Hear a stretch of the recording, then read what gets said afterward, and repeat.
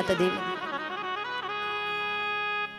ज्या स्त्रीमध्ये अशा पद्धतीचा संयम आहे आणि सामर्थ्य आहे, तीच स्त्री आपला संपूर्ण जीवन पतीच्या जवळ व्यतीत करून जीवन सफल करून घेते. पूर्वीच्या महिला असायच्या, कितीही जरी त्रास झाला तरी सर्व काही सहन करायच्या, परंतु त्यांच्या मनामध्ये विचारही यायचा नाही पतीचा त्याग करण्याचा. कारण त्यांची मनस्थिती तयार असायची, हे माझं घर आहे आणि मला इथेच नांदायचं, जे नशिबात आलं ते मला भोगावं लागणार आहे. पूर्वीच्या स्त्रियांनी कधीही उलट उत्तर पतीला दिलं नाही. चार चौघांच्या समोर कधीही पूर्वीच्या स्त्रियांनी पतीचा अपमान केला नाही. कधीही चुकीचं कार्य लोकांच्या समोर पूर्वीच्या स्त्रियांनी केलं नाही. का? कारण हे ज्ञान, हा संयम आणि ते सामर्थ्य त्यांच्यामध्ये असायचं आणि मनामध्ये भाव असायचा, नाही मला इथेच राहायचं आहे. पण जी स्त्री सहन करत नाही, काय होतं? लग्न झाले आणि थोड्याच दिवसामध्ये घटस्फोट. का? स्वभाव आवडला नाही म्हणून. आता घटस्फोट व्हायला टाइम लागत नाही महाराज, थोडं काही झालं की लगेच घटस्फोट. काही कारणच पाहिजे असं काही नाही.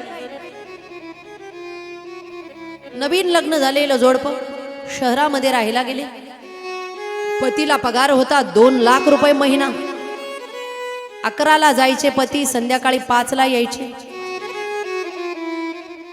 ड्युटीचा टाइम बदलला, सकाळची झाली ड्युटी. सकाळी 6ला ड्युटीवर हजर राहावं लागायचं, 5लाच घरातून उठावं लागायचं. बिचारी लवकर उठायची, स्वयंपाक बनवायची, टिफिन बनवून द्यायची. पती सकाळी सकाळी जायचे, संध्याकाळी घरी यायचे. पण रविवारचा दिवस म्हणजे सुट्टीचा दिवस, आणि सुट्टीचा दिवस असला म्हणून त्यामुळे पती जास्त वेळ झोपला. 7 वाजले, 8 वाजले, 9 वाजले, पती काही उठायला तयार नाही. पत्नीने सांगितलं, हो उठा ना, मला फार कंटाळा आलाय, रोज मीच उठते, स्वयंपाक बनवते, अजून स्वयंपाकाला बराच वेळ बाकी. असं करा, आज तुम्हाला सुट्टी ना, मला कंटाळा आलाय, उठा आणि नाश्ता बनवा. काय म्हटली? तुमच्या हाताने नाश्ता बनवा.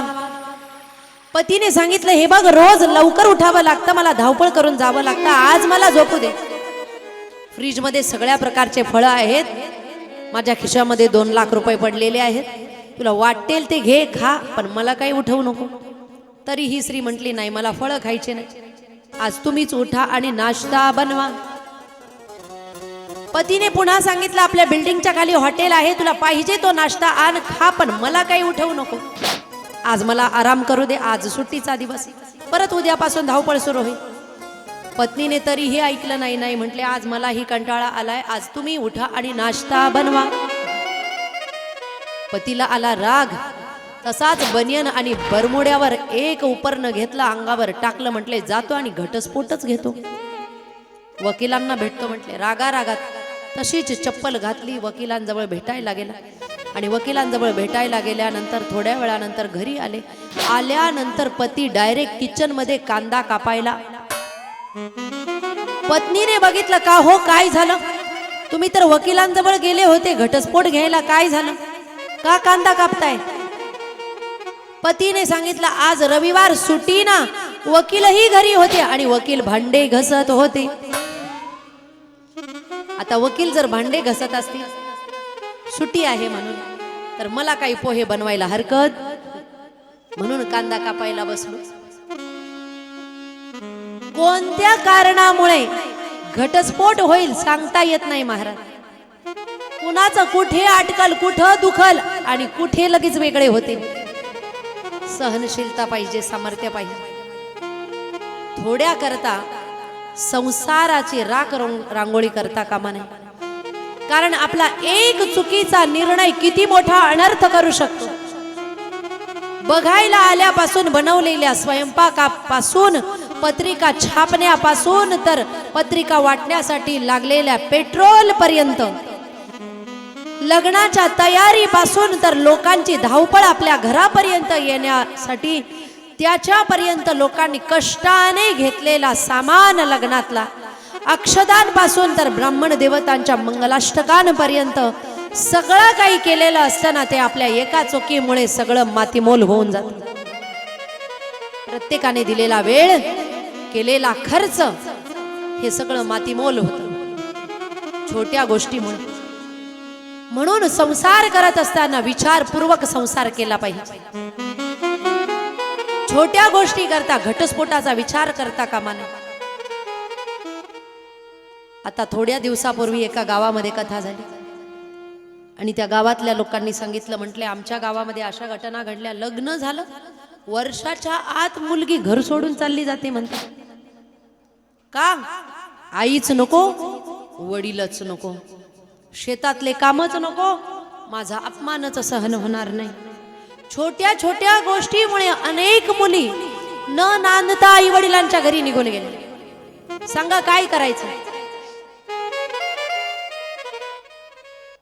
याच्यासाठी विचार केला पाहिजे. आधी आईनेच मुलीची मनस्थिती निर्माण करून ठेवली पाहिजे. तुला ज्या घरामध्ये दिलं जातंय ना, तुला त्या घरामध्ये आयुष्य काढावं लागेल. थोडंफार मागे पुढे झालं म्हणून काय झालं? सगळ्याच ठिकाणी सर्व सुविधा सारख्या मिळत नाही. एखाद्या वेळेस मागे पुढे झालं म्हणून काय झालं? कुणी काही बोललं म्हणून काय झालं? आई वडील बोलल्यानंतर आपण आई वडिलांना सोडत नाही, तसं सासू सासरे बोलल्यानंतर सोडण्याचा विचारही मनामध्ये आणायचा नाही. आणि हे बघ, तू फक्त एका बरोबर लग्न करत नाही, लग्न त्याच्या बरोबर झालं तरी बाकीच्यांशी नातं लग्नामुळे जोडलं जातं. म्हणून तुला लग्नाबरोबर बाकीचे नाते ही शेवटपर्यंत सांभाळायचे आहे. ही मनस्थिती आईने जर आधी बनवून ठेवली ना, तर मुलगी शेवटपर्यंत नांदण्याच्या मनस्थितीने येईल आणि शेवटपर्यंत नांदेल. तेव्हा संसार पूर्णत्वाला जाईल, नाहीतर संसार पूर्णत्वाला जाणार नाही महाराज. त्याच्यासाठी मनस्थिती आईने आधी बनवून ठेवली पाहिजे, तेव्हा संसार पूर्णत्वाला जाईल. हाच परिहास घरामध्ये झाला पाहिजे. संसारामध्ये सुख दुःख येत असतात, लाभ हानी होत असते, मान अपमान होत असतो. म्हणून काही आपण घरदार सोडायचं नसतं आणि संसाराची राख रांगोळी करायची नसते. ही समजदारी पूर्वीच्या महिलांमध्ये होती आणि ती आजही आली पाहिजे. ही गोष्ट सुद्धा समजणं काळाची गरज आहे.